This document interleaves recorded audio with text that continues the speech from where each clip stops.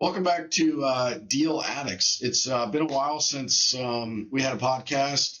I've moved offices, took the summer off, and super excited to get this going and have big plans for 2026.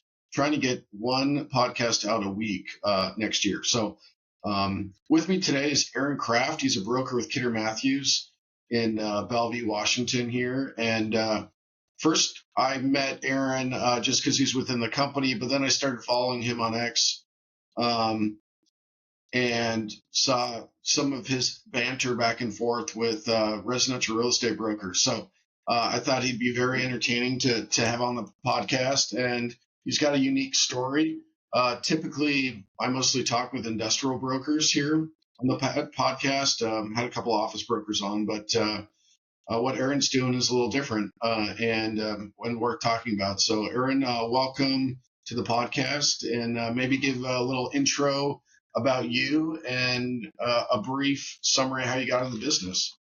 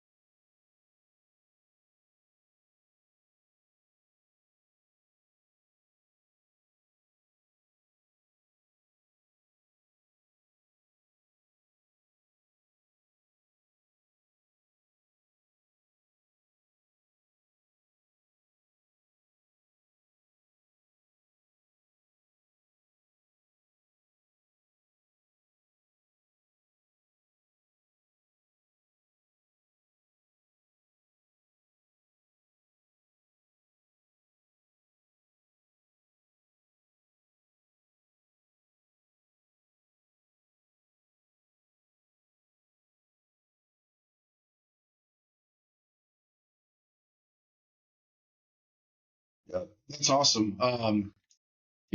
I've watched you from afar, so it's good to kind of talk to you at length here. But how'd you get in? I see a note here about Ken Harada, who's a great guy, interesting guy who works a really unique submarket there in Seattle. Maybe I'm curious about that.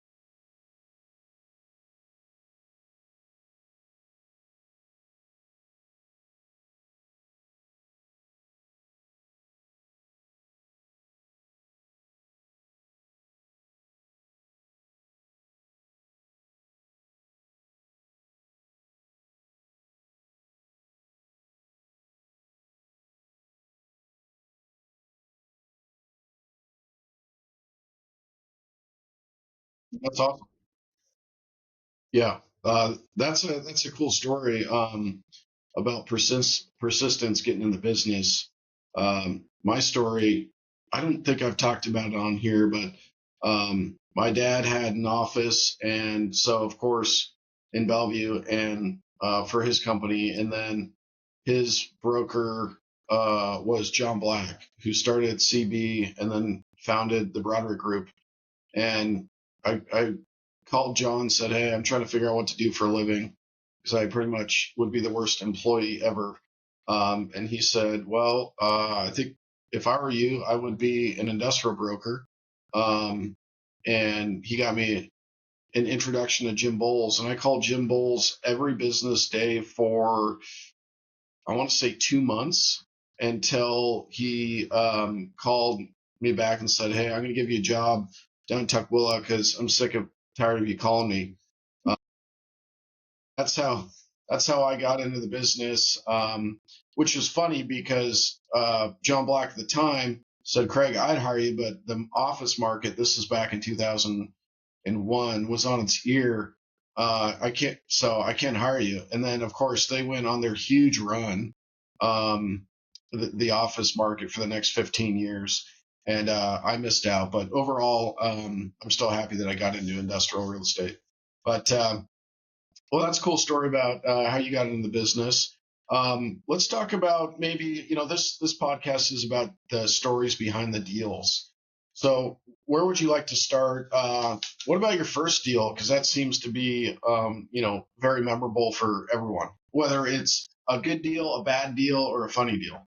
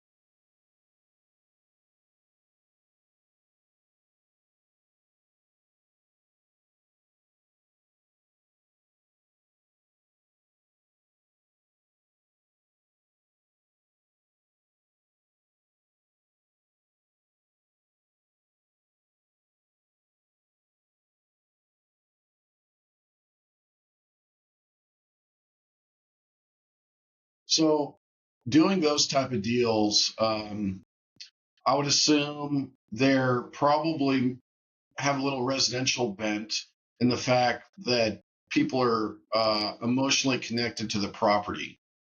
Is that the case for that?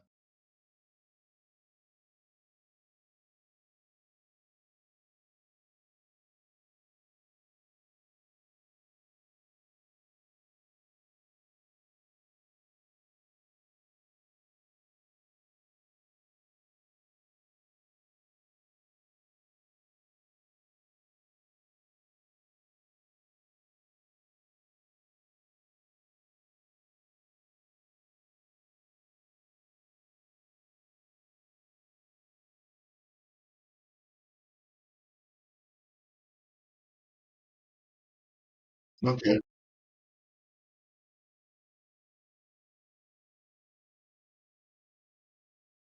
What about in 2022?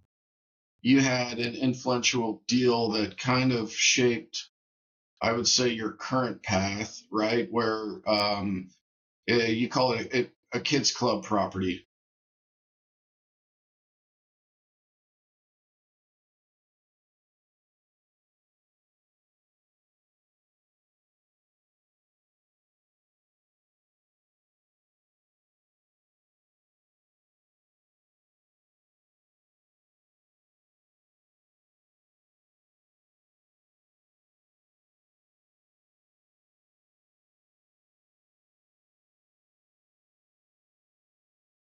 Wow.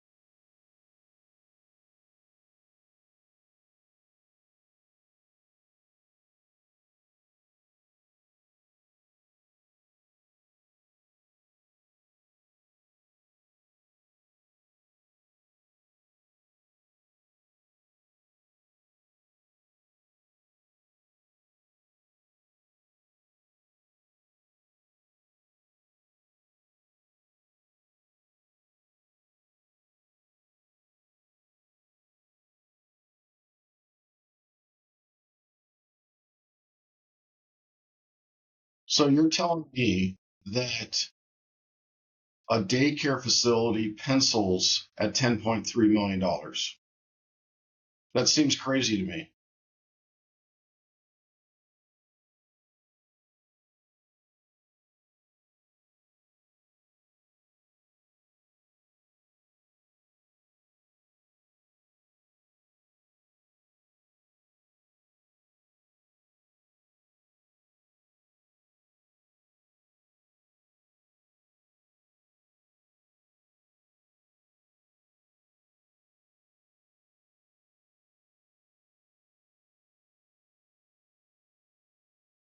Wow.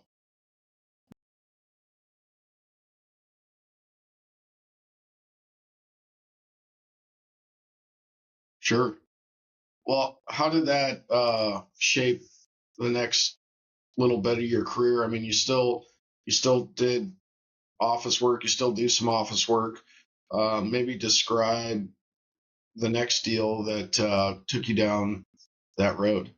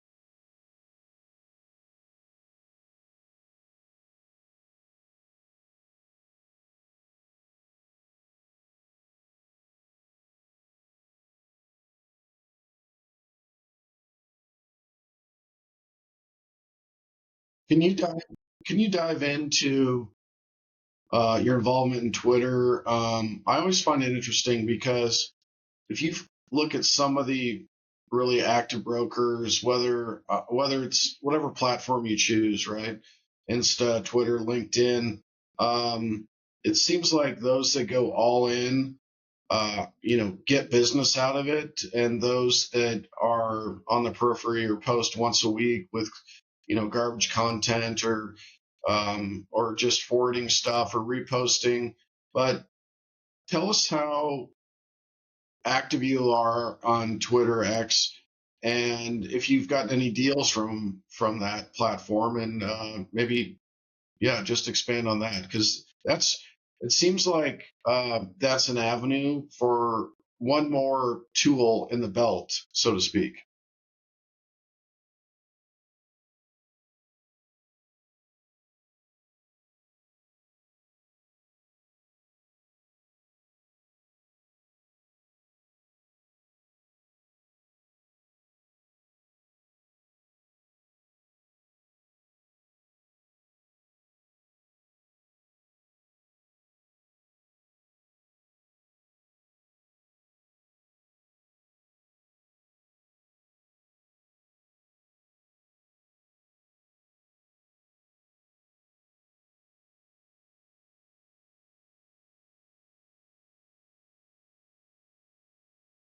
Describe describe how that comes together because how does it go from a certain post to a deal?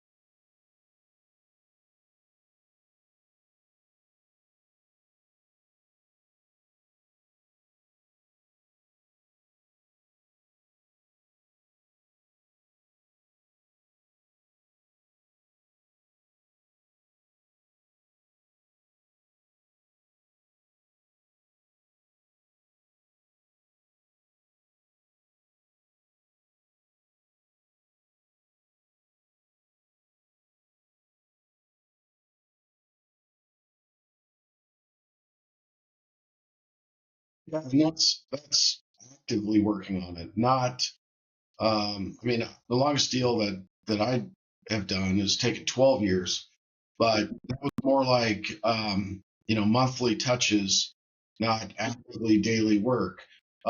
Have you played? Did you ever play golf with this guy?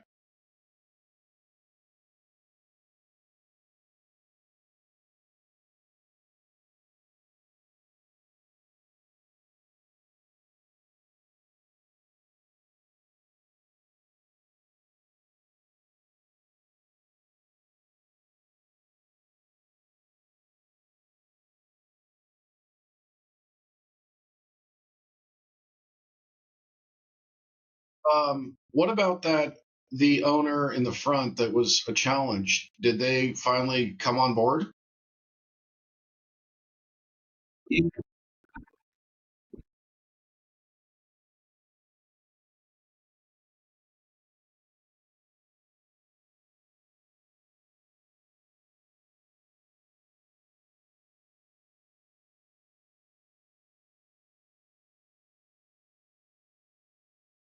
Who came?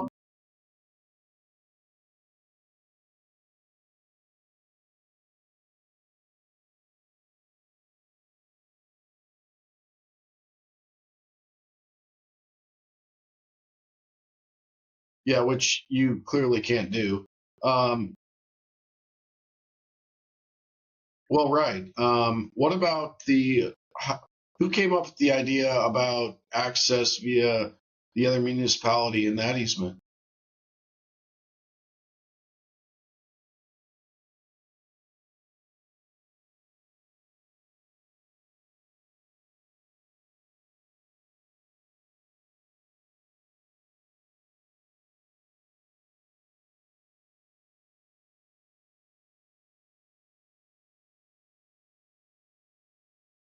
What's it like? What's it going to be at the end of the day?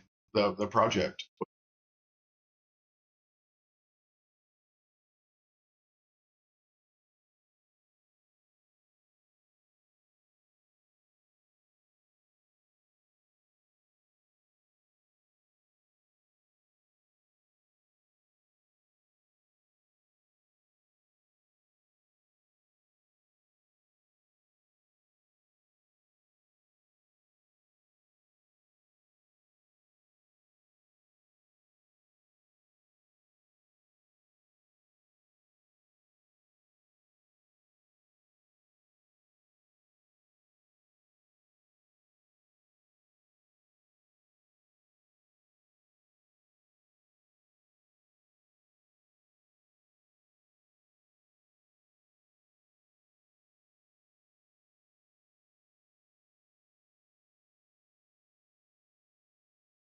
Well,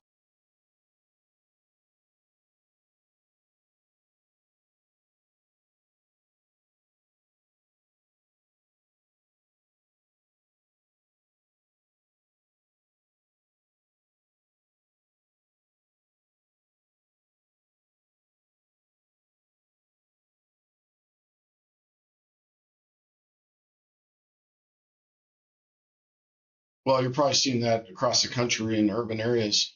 Um, how do you get paid in that type of transaction? Because traditionally, historically, you get paid by a seller, but in this case, you're getting. I'm assuming that you're getting paid by the developer.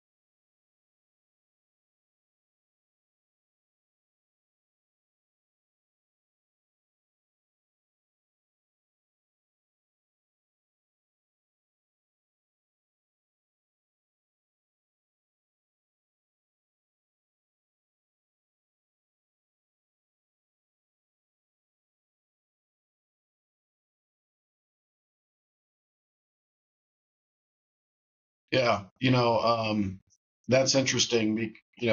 And even that seems to be changing over time, based on market conditions. When we had the ramp up, I don't know, the last 5 years. Well, I'd say more than 5 years ago, you almost always got paid by the seller.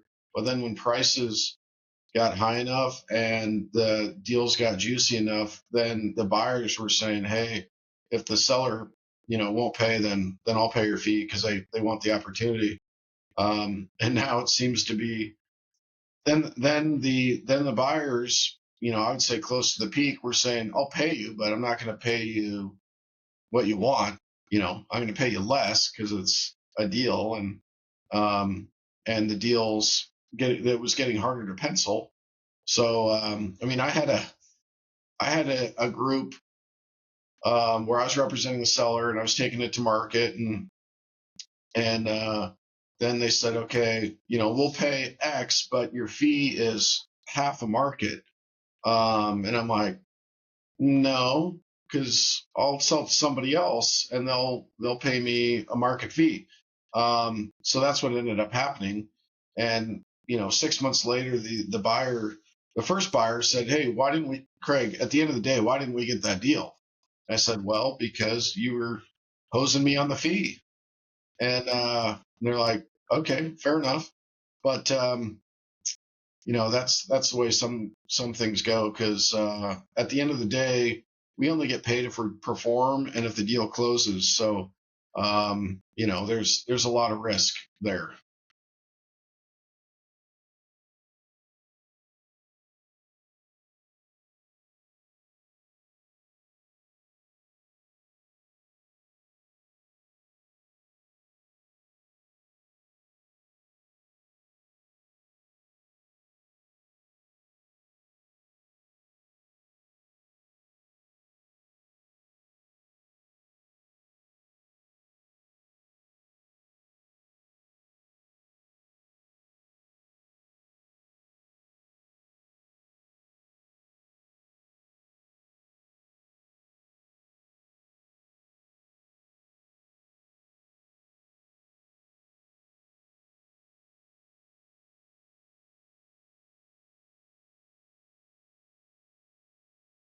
Yeah, or in my world, you sell them a property or a building that may have an existing lease on it with a tenant.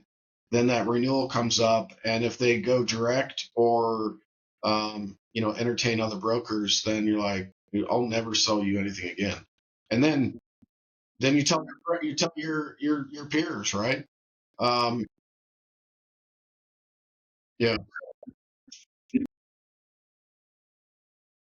yeah, interesting. Why don't we dive into kind of where you're headed?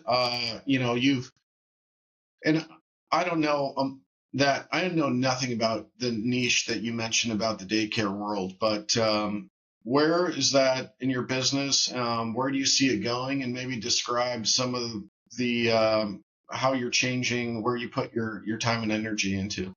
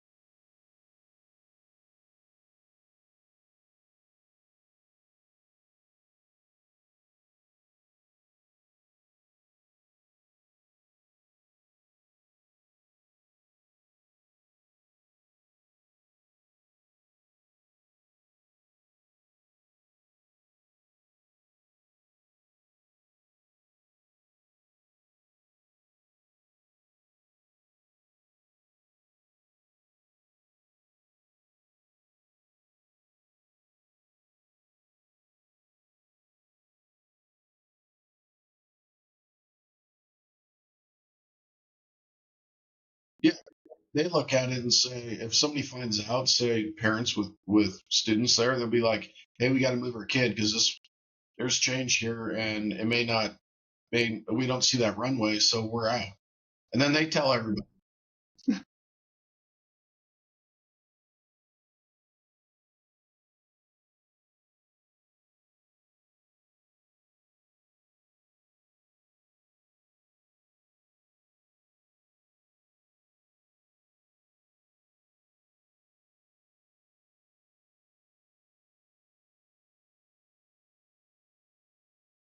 You know,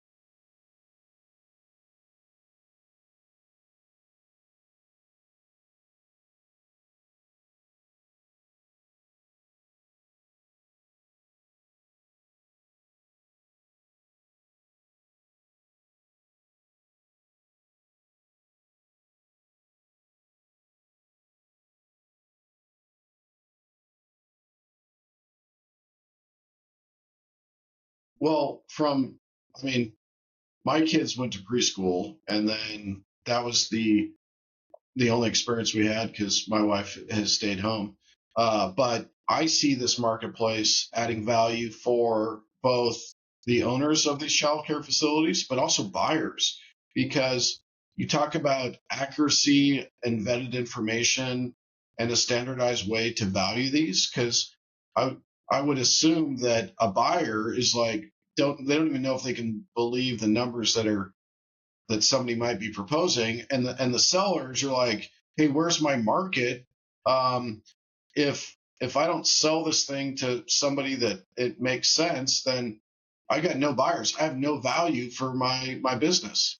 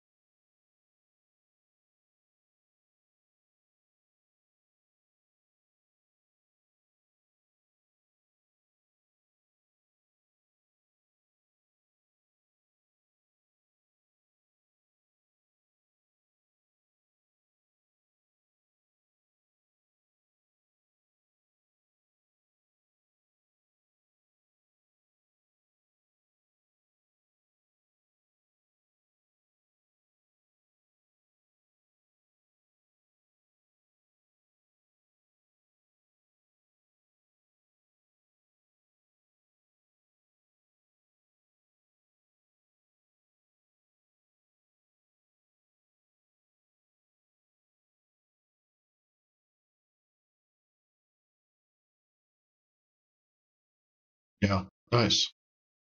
Well, that's cool. It's one of the things I wanted to have you on, because you're doing something different, that trying to solve a problem. And that's it's one thing we do as brokers, right? We're problem solvers, hopefully problem solvers, or else you're unemployed, or at least you're very thin because you can't afford to eat. Uh, that's really interesting in the childcare angle, and obviously, I wish you the best of luck. And it seems something that's really unique that's not out there. So, uh, any closing comments you want to make, or anything you want to add?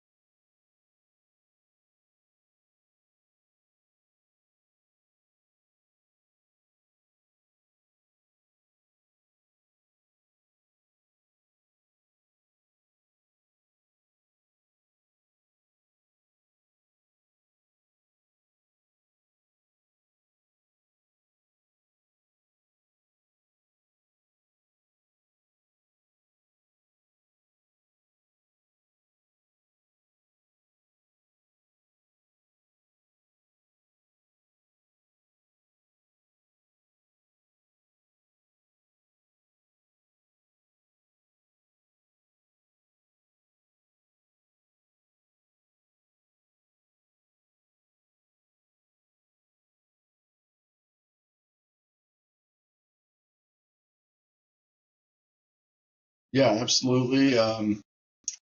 Absolutely. Appreciate that. And this will probably go out next week, right before Christmas. So it was good timing for that. And well, again, Aaron, thanks for being on the podcast. It's something super unique that you're doing, and wish you the best of luck.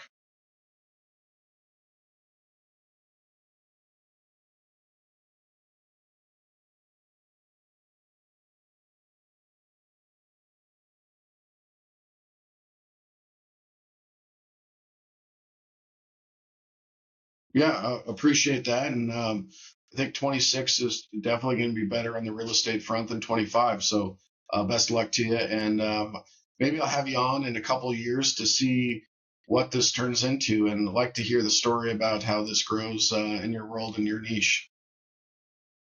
Okay. Thanks, Aaron. Okay.